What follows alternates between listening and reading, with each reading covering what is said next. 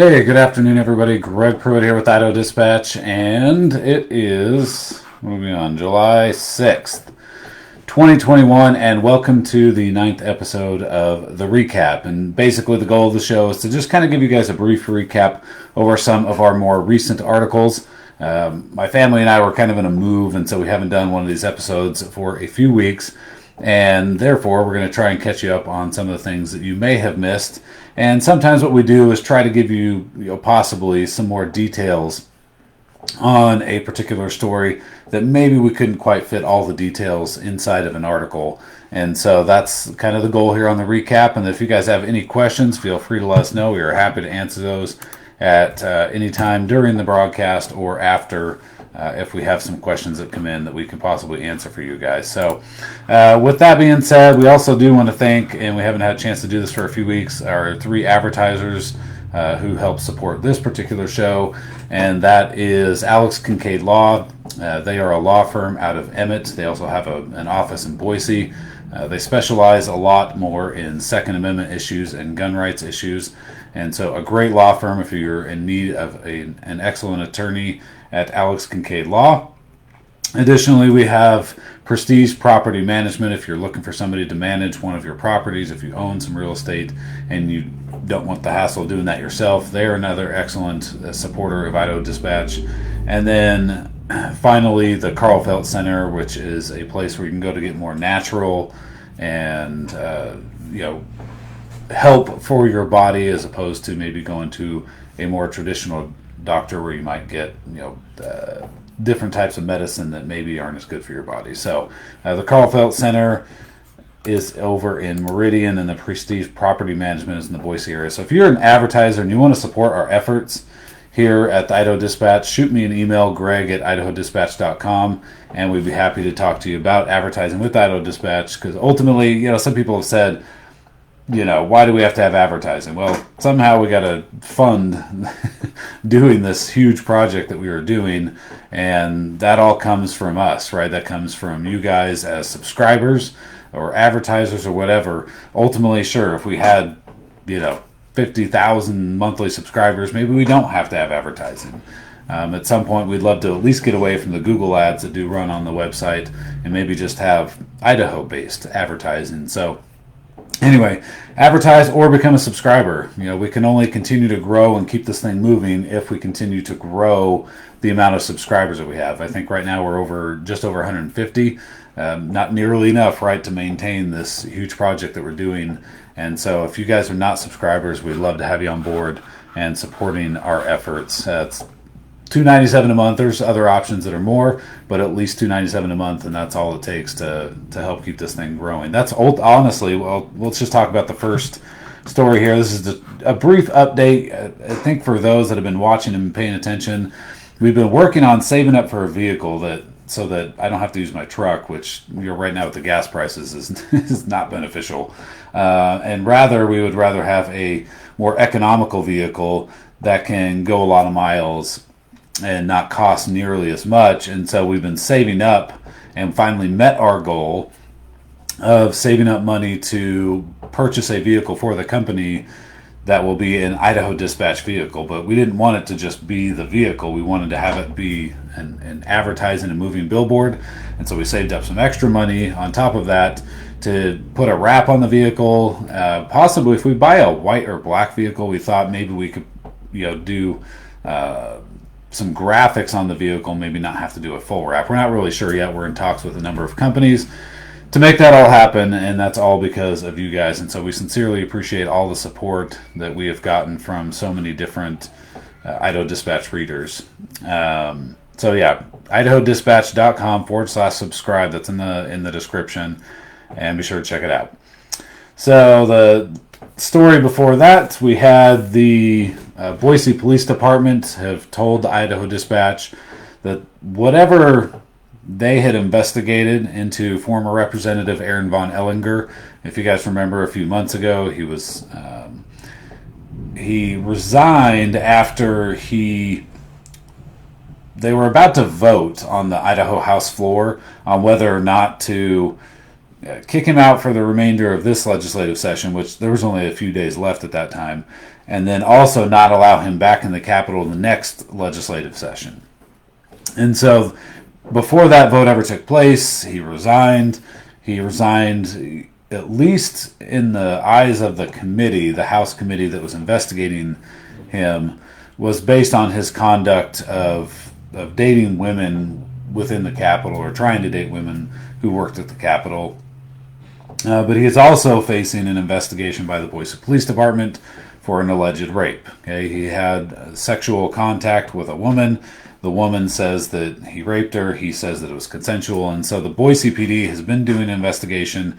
And we just found out the other day, I reached out to the Boise PD public information officer, at least one of, I don't know if they have more than one, but at least one, and asked her what the status of that investigation was. And she said that they had sent everything to the Ada County prosecutors for a review. So we still don't know. I've tried to reach out to the Ada County prosecutors, but I believe yesterday everybody was kind of closed up if it was a government agency. And so we're trying to find out from them what the status of that review is, and if there's going to be charges or no charges, or whatever the case may be. So we'll give you guys an update once again on that when it comes out. Matt Clifford has been appointed as the Ada County Sheriff. This was a very watched and talked about race across the state of Idaho. For those that don't know, Ada County is the most populated county in the state, and the sheriff, Stephen Bartlett, the former sheriff, Stephen Bartlett, just won re-election back in 2020, and then he resigned just recently. So he won re-election and resigned, and said he was going into retirement. And so a lot of you have asked about that particular situation. We have done some digging. We are still doing some digging, just trying to get a more clear answer from him, and we've been unable to try and find a way to get a hold of him now on what prompted this immediate retirement, because it's typically, once you win re-election, if somebody's going to retire a little early, maybe they do it towards the end of their term. So it was kind of uncommon, according to a lot of the elected officials we had talked to, for someone to win re-election then immediately retire just a few months later, and he's on a 4-year term, right? So there was 6 candidates for Ada County Sheriff. We had interviewed 5 of those candidates. They were all in the same place on one day, and so we had the opportunity to go and interview. We offered to interview all of them. One of them, Mike Chilton, he was actually one of the finalists, one of the final 3. He had left and didn't stick around because we were trying to interview all the candidates as quickly as we could. So that group of 6 was voted on by the precinct Republican Ada County Republican precinct committeemen. Then the field was narrowed down to 3. They chose their top 3, and it was Doug Trouble, Mike Chilton, and Matt Clifford in that order. And that was sent up to the Ada County Commissioners. The Ada County Commissioners is currently made up of 2 Republicans and 1 Democrat.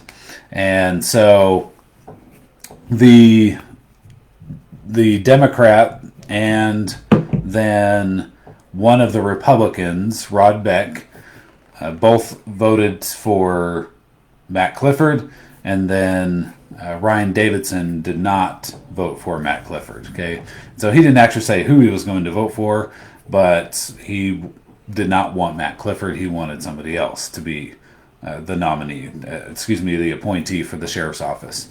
Okay, so that was, again, a huge controversy surrounding Doug Trouble, who was one of the candidates, and some of the stuff he'd written in a book. And there was a big campaign to support Matt Clifford and not support Doug Trouble. In the end, I think the commissioners said approximately 60% of the emails that had come in, or the letters that had come in, were supporting Matt Clifford. A large chunk of the other 40% went to Trouble, and then there was some that came in for Chilton as well. And so in the end, Matt Clifford ended up becoming the next Ada County Sheriff. He's currently the Chief of Police in Eagle. And for those that don't know, Eagle and a number of other smaller towns are contracted with the Ada County Sheriff's Office. And then, let's see, another big, story that Idaho Dispatch covered throughout the week was the trial of Ammon Bundy and Aaron Von Schmidt. That trial took approximately 4 days and concluded with the jury finding Bundy and Von Schmidt guilty of trespassing, and then Bundy was also found guilty of delaying an officer. And so this was kind of a I guess, high-profile case for a trespassing charge, which is fairly uncommon. And it stemmed from an incident last August 25th of 2020, where there was an extraordinary special session taking place, and a number of people had showed up to a hearing at the Idaho State Capitol in the Lincoln Auditorium. And 2 people had sat at the press table. And the press table is only for credentialed press through the Capitol Correspondents Association. And the 2 individuals had press credentials, or at least one did. One of the individuals at least had press credentials, but they were not through the Capitol Correspondents Association, so they technically were not supposed to sit there. They were asked to move by Chairman Greg Chaney. Those 2 individuals moved out of the seats and then decided that they were going to go back and they wanted to, I guess, protest that they were not able to sit where the media table was.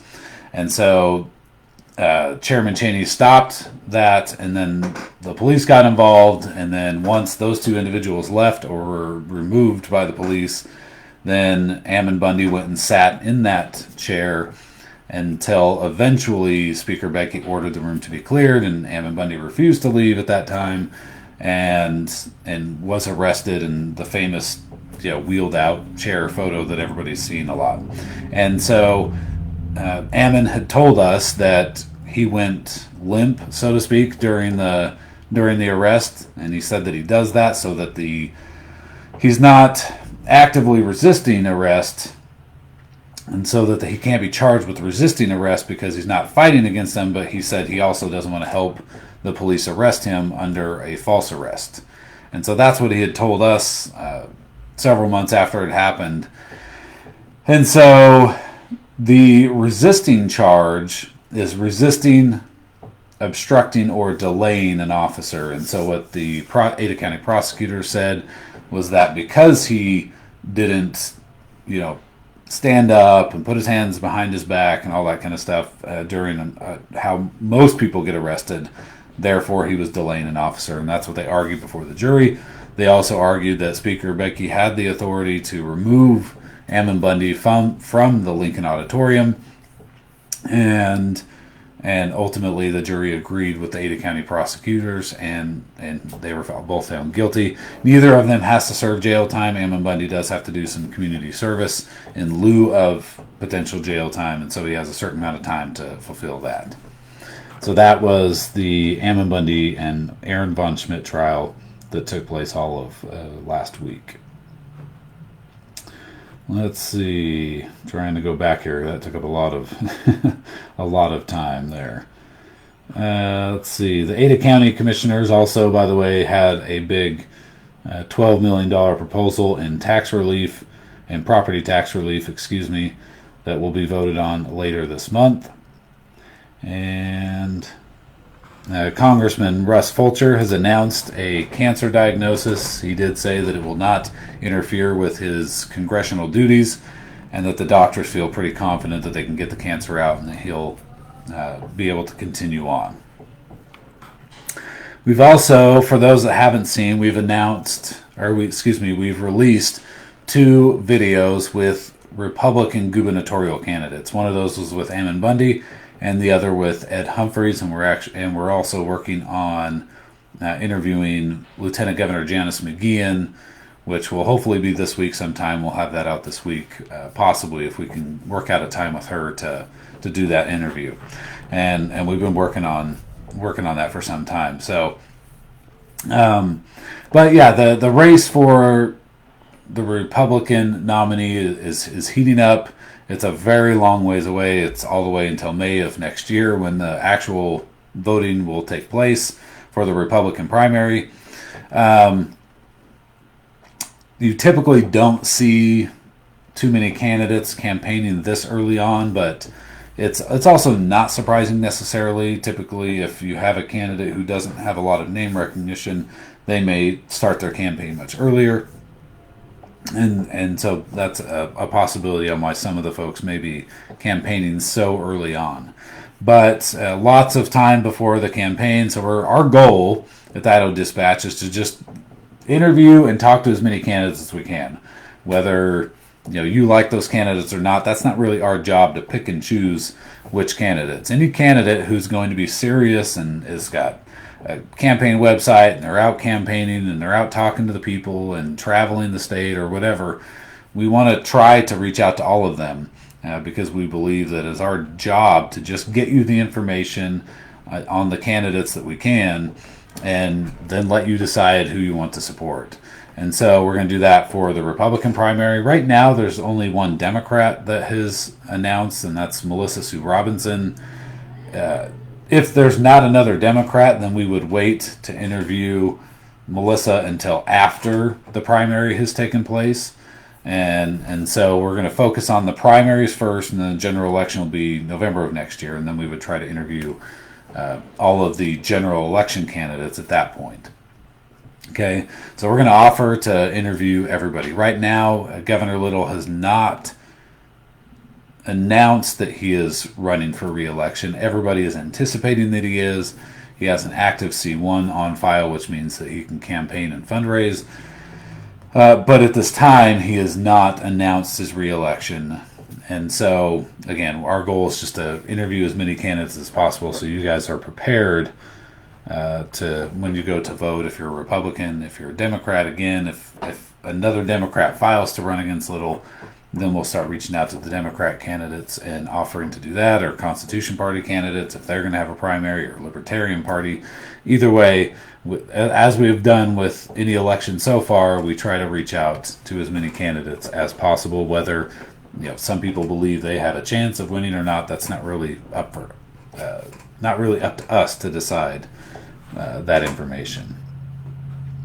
So yeah, if you can go to Idaho Dispatch's YouTube channel and you can watch those interviews with those two candidates. And typically our interview format is, tell us why you're running. Then we talk about some of the major issues on the campaign trail. And then we also, if there's some sort of controversy or something that needs to be brought up about one of those candidates, we try to ask them about those controversies, I guess, if that's the best word to use to describe that situation. So let's see.